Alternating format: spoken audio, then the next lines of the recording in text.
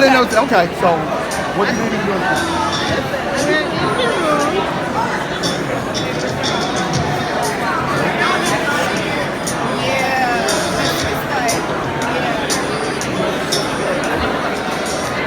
Tell me your name and what brought you here today.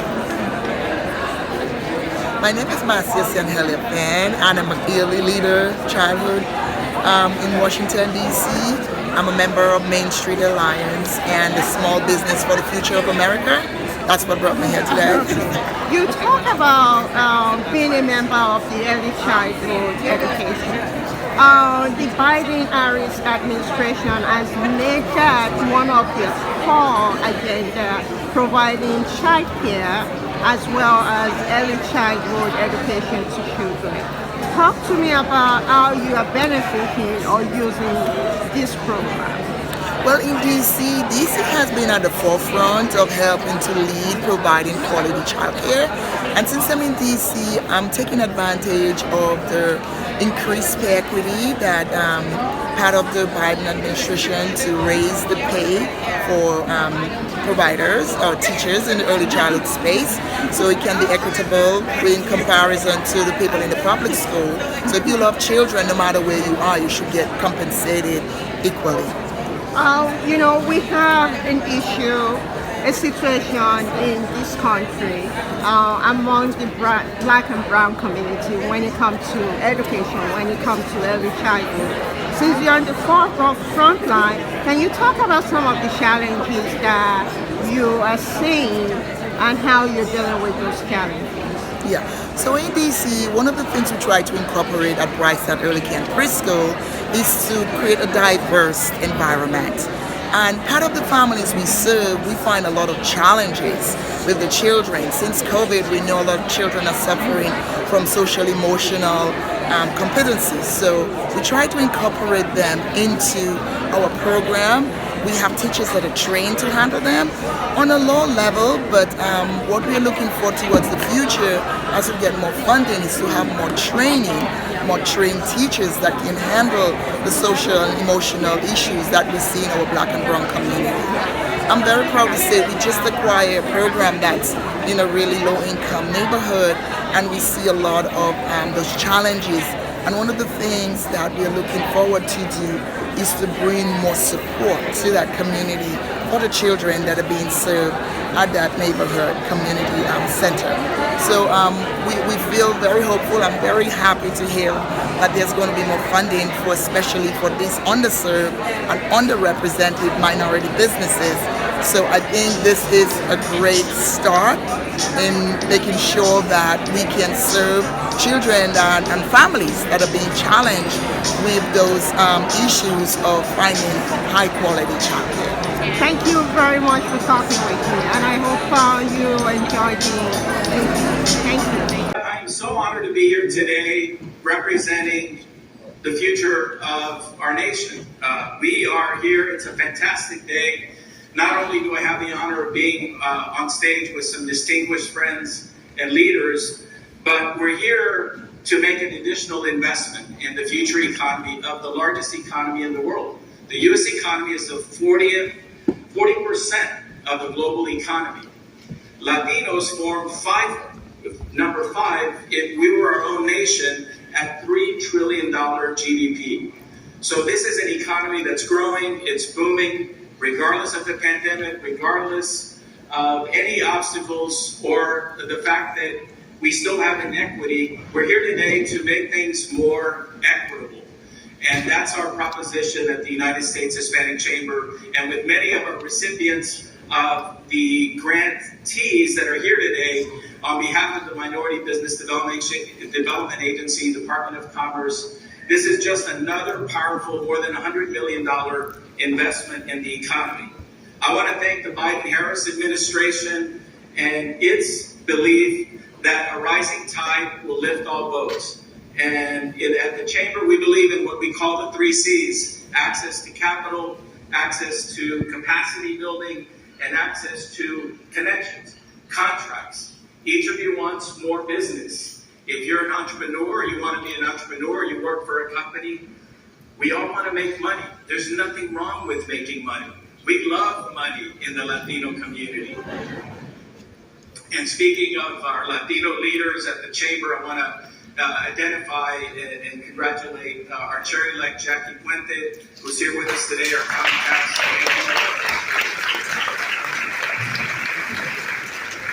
And seated next to her, humbly giving her kudos, is Ruben Banales with Wells Fargo. And a great staff. Now, in my time that remains, we're very honored to be one of the grant recipients. We're going to take this seriously and make wise investments by leveraging with our national chamber network. We believe that the CHIPS Act that was approved by this administration, the Bipartisan Infrastructure Bill, the Inflation Reduction Act, the Biden executive order seeking every department, the Biden-Harris administration has set a goal of 15% for supplier diversity for procurement throughout the nation. And guess who the largest buying service in the world is? The U.S. government. And then we need to have the private sector do the same, Fortune 1000 firms. Again, a rising tide will lift all boats. So I just want to leave you with this data point. The average age of Latinos is 28. Every year, more than 300,000 Latinos turn 18.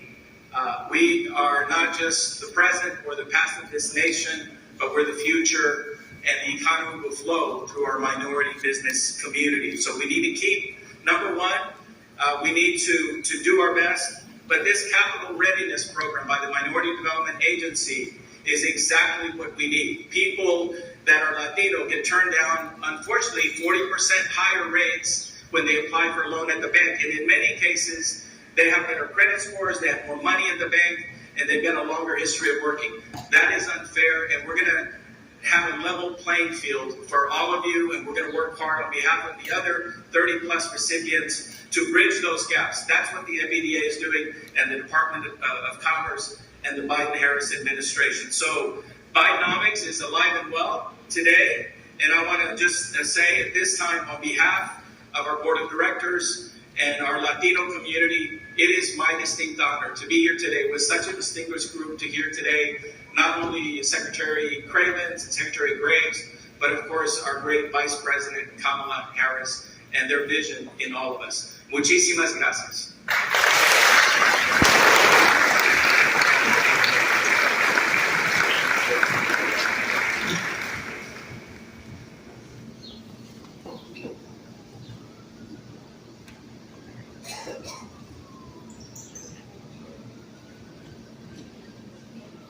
Please welcome Department of Commerce Under Secretary of Commerce for Minority Business Development, Don Cravens, Jr.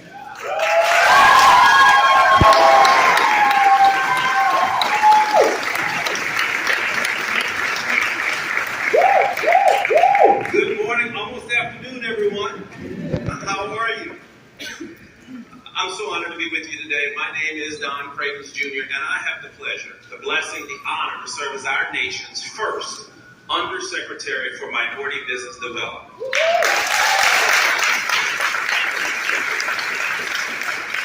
The MBDA, the Minority Business Development Agency, was created in 1969, and it was created as a temporary agency. For 50 years or so, every president reauthorized it, but it was never made a permanent agency. But because of the leadership of President Biden and Vice President Harris, and because of the support of so many men and women in Congress, in 2021, for the first time, the Minority Business Development Agency became a permanent agency.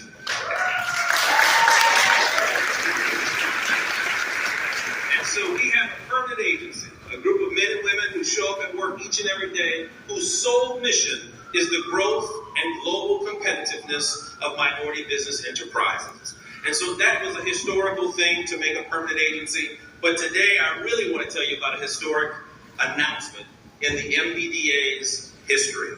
Today, we are launching the Capital Readiness Program. This program will provide tools and resources to 43 business incubators and accelerators located all across America. These business centers, these incubators, these accelerators will provide the boots and the straps that many of our entrepreneurs seek, who wish to roll their sleeves up and achieve the American dream. It will provide the tools and the resources to many of our entrepreneurs of color or socially and economically disadvantaged backgrounds who for so long have been denied those tools and those resources. These 43 award winners, as I said, will provide technical assistance, business support services. They'll teach people how to export their goods. They're going to expand their networks from Hawaii to Puerto Rico.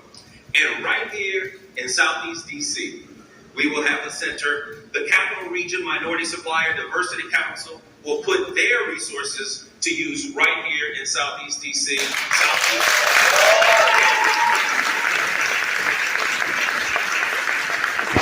As well as the DMV. It was critical, ladies and gentlemen, that we found the right type of people to do this work, the right types of organizations for the Capital Readiness Program, those that understand the needs and the challenges facing underserved entrepreneurs across different communities. We understand that no one-size-fits-all entrepreneurs. A woman-owned software company in downtown Pittsburgh may face totally different challenges than a veteran-owned manufacturing firm in rural Georgia. We must know, we have to know how to serve all of these populations effectively. That's what it means. That is what it means when we talk about equity in this country. And it's what the people and their organizations here are going to help us get to accomplish. You may have heard this expression before. Equality is giving everyone a pair of shoes, the same pair of shoes. Equity is giving everyone a pair of shoes that fits them.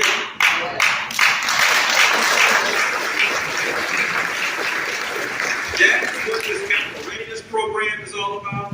That is what the Biden-Harris administration has been all about. That is what Bidenomics is all about. That's what Invest in America is all about. And that's what we are all about at the MBDA, helping every entrepreneur and every American find the pair of shoes that fits them. I'm confident, ladies and gentlemen, that our 43 award winners, as well as our 88 business centers that MBDA already operates, are going to be able to help reach millions and millions of Americans and help make the American dream possible for those folks. I say this all the time. Those of us who are African American or come from backgrounds of struggle, we have been waiting for centuries, some of us, for just a shot, a hand up, not a hand out. Like Charlie Brown trying to kick that football. We've been trying to get it done. Well, ladies and gentlemen, I'm happy to tell you today, help is no longer just on the way. It's here, and it's here to stay. Thank you very much.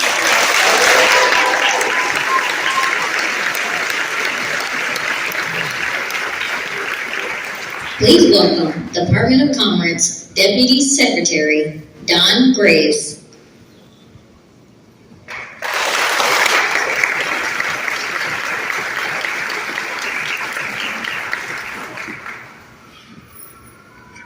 Good morning, everyone. You can do a little better than that. Good morning, everyone. That's better. This is an exciting day. I want to thank you all for joining us today for this amazing announcement, the winners of the Capital Readiness Program.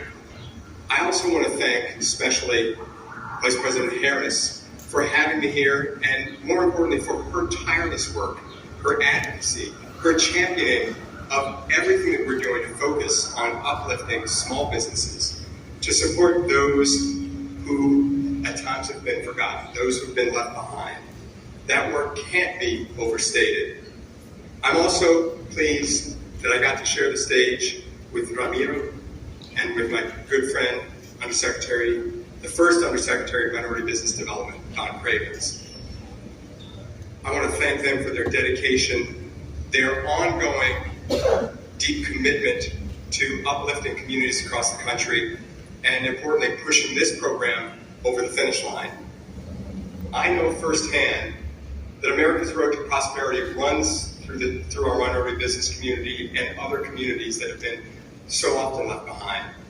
My 4 times great-grandparents, slaves, were freed, and they built a successful horse and buggy taxi business that sat on the land where the U.S. Department of Commerce headquarters sits today.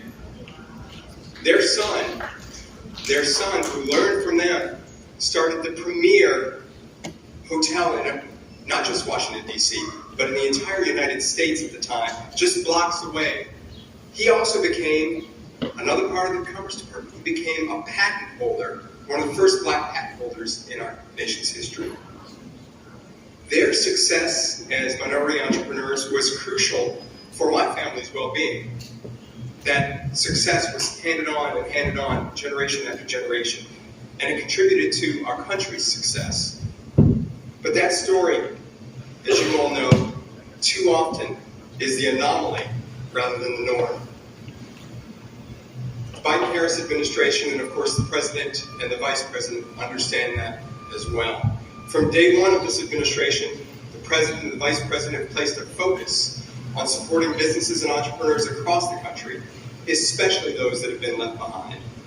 Focusing on ensuring that everyone in this country with a good idea and a little bit of faith can start a business, can create jobs, and can build family wealth that goes on to the next generation and the next generation. And now with the Capital Readiness Program, administered by our very own Minority Business Development Agency at Commerce Department, we'll take these often forgotten communities, these entrepreneurs who didn't have a little bit of hope, and put them at the forefront of our work. This $125 million program will help so many underserved entrepreneurs grow and scale their businesses, and it marks the next crucial step, I think, to the American dream for so many that haven't had it. It's the largest technical assistance program, the largest support program in the history of the Commerce Department, this type of program. Right now, we know structural barriers, lack of access to capital, child care solutions, access to peer networks, these all stand in the way of this type of generational opportunity for minority business owners, for other underserved entrepreneurs all across this country, and from a range of business leaders from taking their ideas and plans and getting them off the ground.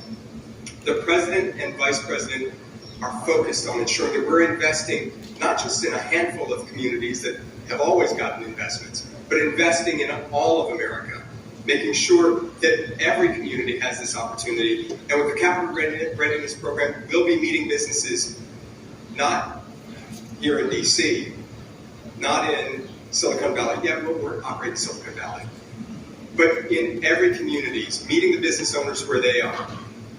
These 43 winners, ranging from nonprofit organizations to private sector entities, institutions of higher learning, located all across the country, are going to form partnerships. We already saw that today when the winners met.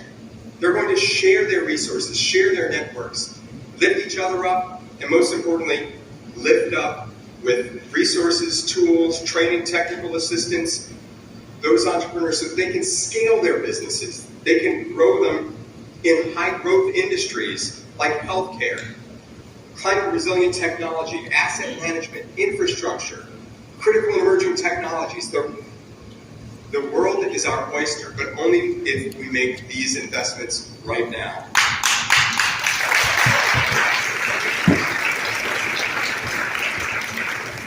The Secretary and I know the person you're going to hear in just a little bit, Madam Vice President, and the President are committed to uplifting this work all across the federal government, ensuring that minority businesses, other underserved businesses, veteran-owned businesses, women-owned businesses, the list goes on and on. They have what they need to build, to grow, and prosper, to help millions more Americans lead lives of dignity, because you can't go any place in this country and not meet someone who has a little hope or a dream for their future. The challenge is that those hopes and those dreams often die on the vine because they don't have an opportunity. And that's what this program is all about. We're providing opportunities so that you can turn those hopes and those dreams into lives of dignity. Thank you very much.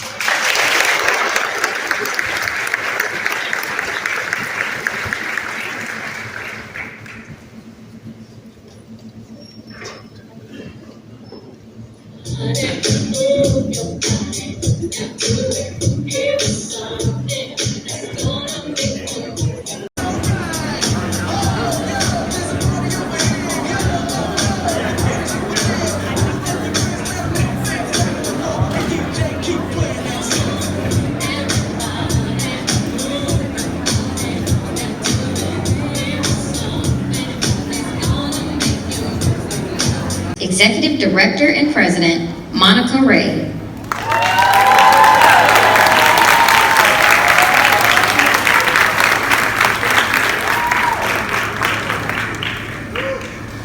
Good morning, good afternoon.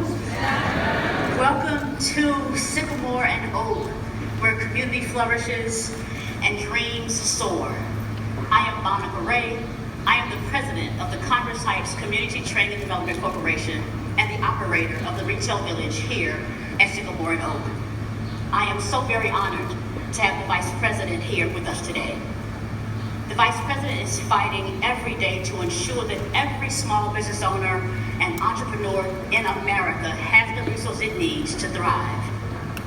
Our mission here is not just to build a retail village, but to foster a thriving community and make significant impact on the local economy through small business, engagement, and sustainability. At Sycamore and Oak, along with our partners Red Brick L&D and Emerson Collective, we firmly believe the small businesses are the backbones of our economy. They are the driving force behind innovation, job creation, community development, wellness, and pride. As we open our doors to this one-of-a-kind retail village, we're not just offering products and services, we're creating opportunities for local entrepreneurs to build their passions and dreams and build generational wealth. Public-private ventures like Sycamore and Oak play a pivotal role in strengthening communities that suffer from years of disinvestment. We understand that vibrant, cohesive neighborhoods are built on the foundation of strong local businesses. When small businesses thrive, every community wins.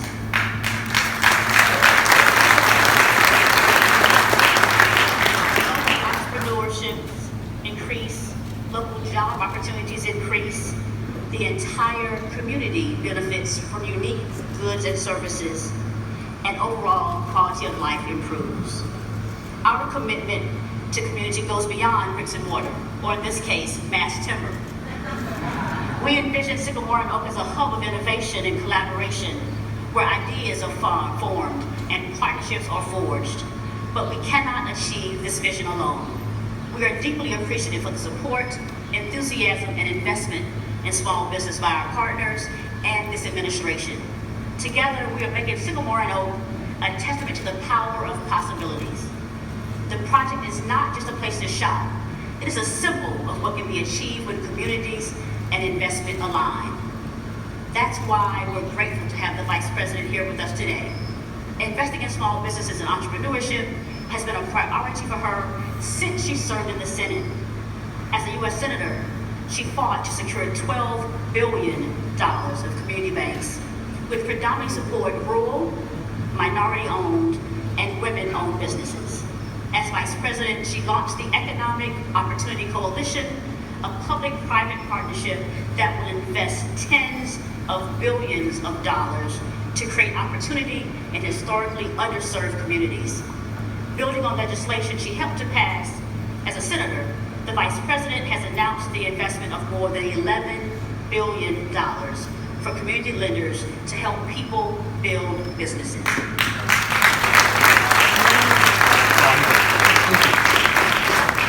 My honor and pleasure to introduce to you Vice President Kamala Harris.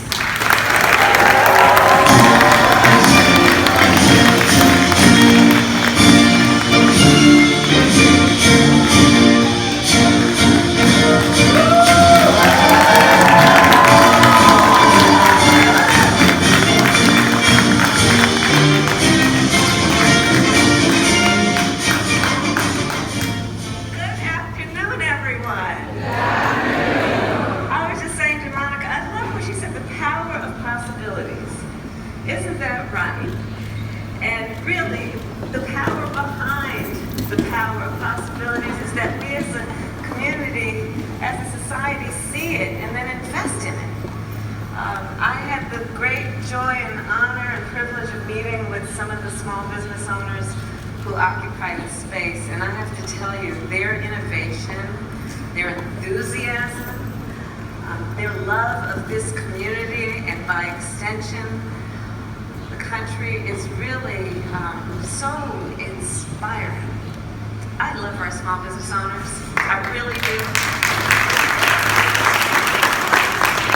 But I just have to say, because many of you may know this, but my sister Maya and I were raised by our mother, and she worked long days. And we had a second mother who lived 2 doors down, Miss Shelton. And we lived in the apartment above the nursery school that Miss Shelton ran. She was a small business owner. And she was a matriarch of the community. She was not only a business leader, she was a civic leader. She was part of the cultural fabric of the community, as well as someone who hired locally, who mentored, and who role modeled what it means to be invested and be successful. And so this is very personal for me, to be here with all of you and to applaud the work that is being done here. And I want to thank Monica again for her introduction and for your leadership.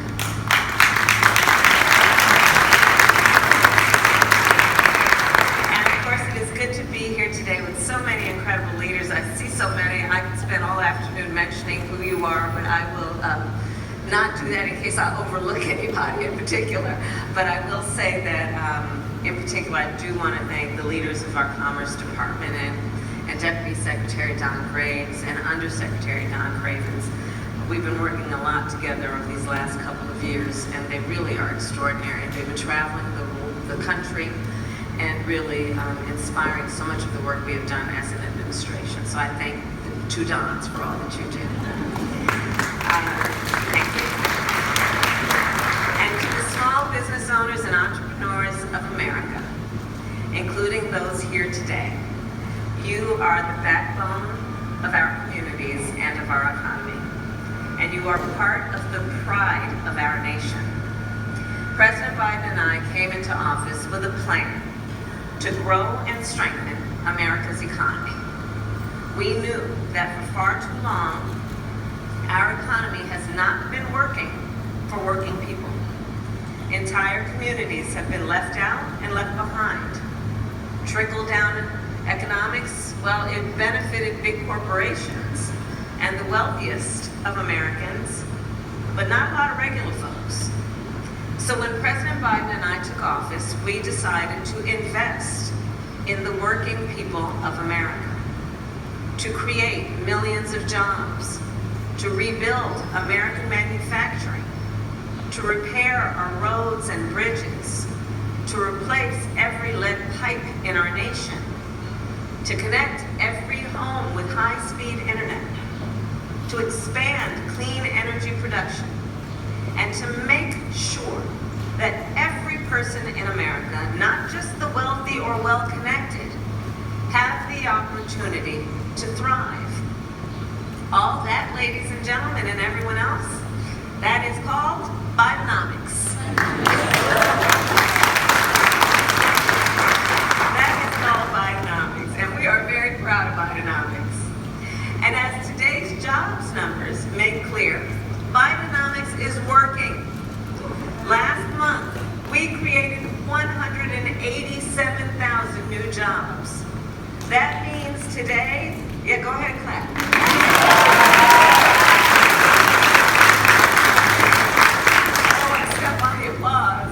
That means today 187,000 more Americans are able to go to work, to provide for their family and invest in their future. Today's numbers reflect the point that President Biden has made many times. America's economy is strong and experiencing stable and steady growth. In fact, since we took office, we have created more than 13 million new jobs. In 2.5 years, we have created more jobs, more new jobs, than any other administration has created in 4.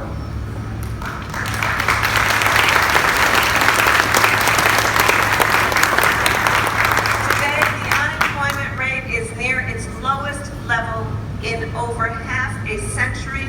Wages are up, inflation has fallen 12 months in a row, and recently, Some of the nation's largest financial institutions have begun to recognize the significant impact of our economic approach. Morgan Stanley increased their expectations for economic growth, as did Bank of America.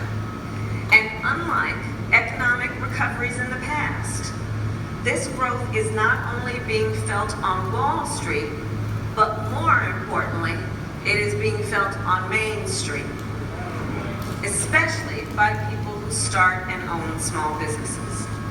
So just consider, in just our first 2 years in office, entrepreneurs have applied to start more new small businesses than in any other 2-year period in history.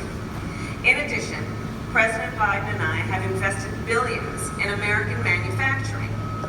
Now, put this in context. Since most manufacturing companies are small businesses with fewer than 20 employees, our investment in America's manufacturing is also an investment in America's small businesses. All of this to say, America's economic future looks bright, and President Biden and I will keep fighting to move our nation forward. And that includes expanding support and access to capital for small business owners. So many of you may know, as Vice President, I have traveled our nation from rural Louisiana to small towns in New Hampshire to Indian country to meet with small business owners and entrepreneurs. And when I sit down and talk with folks, I often will ask them, of all the challenges you as a small business owner, as an entrepreneur, of all the challenges you face, what is your biggest concern? And almost to a one, the answer they will give me is access to capital. They either want to start a business or they want to grow a business, but don't have the relationships with the big banks. And so for years, we have worked to expand investment in community banks. Because you see, community banks specialize in providing loans and financial assistance to small business owners. In particular, those in overlooked and underserved communities, including rural communities. And as the name suggests, community banks are in the community. They understand the needs of the people they serve. They understand the capacity and the opportunity, such as the capacity and the opportunity of this community, that big banks often overlook or just don't get. And so building on the work that, as you heard, I led as a United States Senator, and since taking office, President Biden and I have invested nearly $12 billion in our community banks. And last year, I was so proud to convene consumer banks, investment firms, technology companies, and philanthropies to launch a first-of-its-kind public-private partnership in support of our small businesses. And what we did is we combined the expertise and the experience of the private sector with the reach and the capacity that only government can provide. And as a result, we have secured billions of dollars in private sector investment for small businesses. In order to expand access to capital, we have to think outside the box, all of us. And in particular, we feel a sense of responsibility to find innovative ways to support our entrepreneurs and our small business owners, including to fund community banks, to build public-private partnerships, and to do what we are doing today, which is to invest in small business accelerators. So small business accelerators are organizations that, in addition to capital, provide advice and support to entrepreneurs. Because most of us, in fact, didn't grow up necessarily having parents or others in our direct community that understood all of these business principles and understood high finance. But it's not that folks don't have a good idea or the ambition and the aspiration to do things, but just don't have access to the information. So basically, a small business accelerator is a one-stop shop for small businesses to succeed. And they provide everything from mentorship to management courses to assistance filling out business taxes. And so today I am proud to announce that we will invest $125 million in 43 small business accelerators.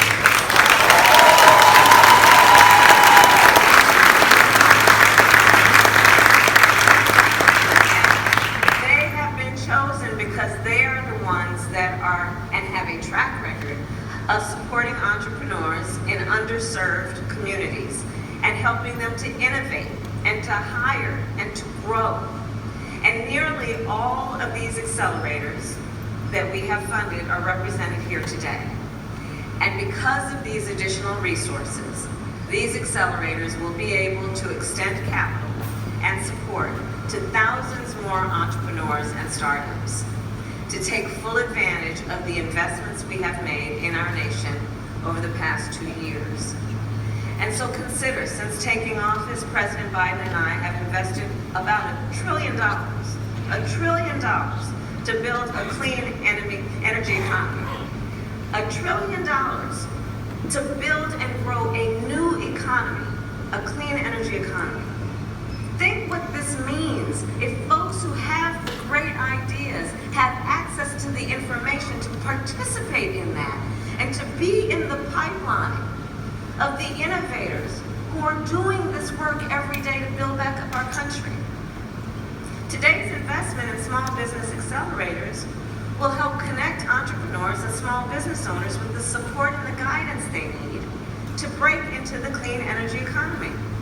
For example, this investment could allow, let's say, a college student from Thomasville, Georgia, to connect with a mentor to help launch her clean energy startup and apply for clean energy tax credits. It could allow, let's say, a mother of 2 in Tempe, Arizona, who has a business plan to install solar panels, but she needs the technical support to learn how to turn that plan into a reality and meet the increasing demand for solar energy.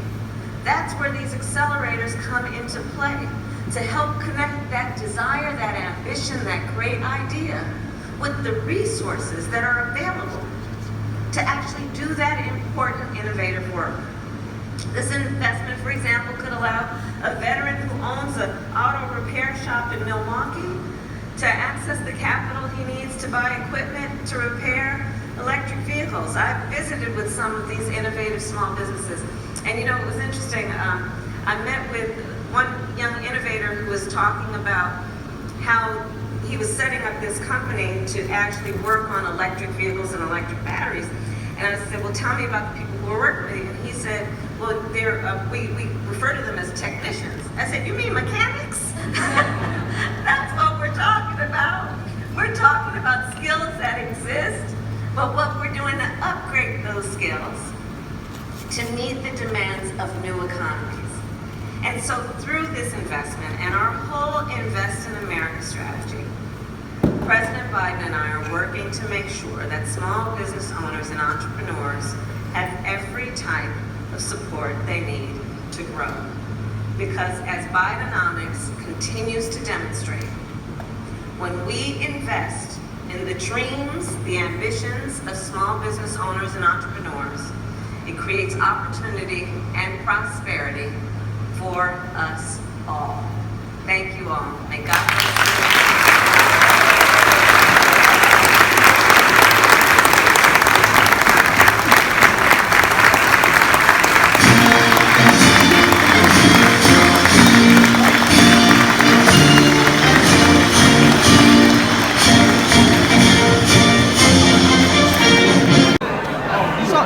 Vice President Kamala Harris just announced over $125 million for underserved community like yours. Absolutely. Talk to me about, first of all, talk about your community and how this fund will support the small businesses that you work. Sure. So Congress Heights has been a community that has been left out for decades, underserved, underinvested. For instance, there was a time when there was one sit-down restaurant in Congress Heights. We now have 4 as a result of this incubator. We've we added 4 new restaurants. So this incubator that Vice President Harris talked about, and the things funding programs like ours really are the lifeblood of small communities. Without funding like this, the community you're in wouldn't exist. Sycamore and Oak is home to 20 small black businesses that are being incubated here.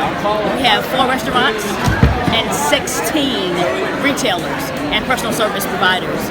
We're creating jobs. We've created more than 65 jobs as a result of this incubator. So the money is critical in communities like ours. I mean, for private sectors that are looking to support what you're doing here, how can they do it? Sure. There are a number of ways. I would start with agreeing to be mentors or coaches for our small businesses. All 20 of our small businesses, only 2 of them have ever had a bricks and mortar store before. So this is life altering for them. We would encourage, of course, to come visit Sycamore and Oak and shop and have dinner here, but most importantly to invest in communities like ours. And small businesses, as the Vice President mentioned in his remark, and as you know, majority of women. And there are people, because of the lack of capital, people have ideas, but there's no way to support their ideas. So for people that are like, okay, I'm interested in being part of this organization, what can they do? Yes. And how can so they should visit www.blackboneproject.com, and that's Blackbone, B-L-A-C-K, boneproject.com. And the Blackbone Project is initiated to simply build the capacity of small businesses, and particularly those that are black woman-owned businesses. We understand that less than 3% of all VC dollars go to somebody other than black women. We understand the barriers to double gender bias that black women experience. We've had partners like JPMorgan Chase who've invested $3.5 million with us to change the trajectory of black women-owned firms. So www.blackboneproject.com. Lastly, what are some of the challenges that you're seeing? So black women entrepreneurs particularly, the double gender bias, the lack of access to capital, the lack of access to quality mentors to help these women successfully matriculate, and finally having to find reasonable cost space. Rentals are extremely expensive, so the Blackbone Project allows small businesses to be incubated here in low-cost space, which is kind of the #1 barrier to entry into small business. And you introduced the Vice President. I did. When you got the call, talk to me about that experience. It was probably the epitome of my career. I didn't expect it, but I was so flattered. When I think about what this administration has done for the small business economy, I couldn't be more happy to introduce anybody in the world. It doesn't hurt much that she's the first woman of color vice president, so I'm really proud of all that she's done and the way that she's done to transform the nation, but particularly around small businesses. Since you talk about what the administration have done, we have an election coming up, which is very, very critical. Yes. Yesterday, the former president of the United States was indicted. So, there is talk that people of color often don't register or go out to vote. And with what you mentioned of what this administration have done for community of color, for underserved communities, what is your message to Americans, to our community, that, hey, this upcoming election is important? We absolutely must mobilize. The rumors that you hear about it's not for us or my vote doesn't matter could not be more wrong. It is more important now than ever that we show up and share our voices and tell the stories of how we've been helped along the last 4 years.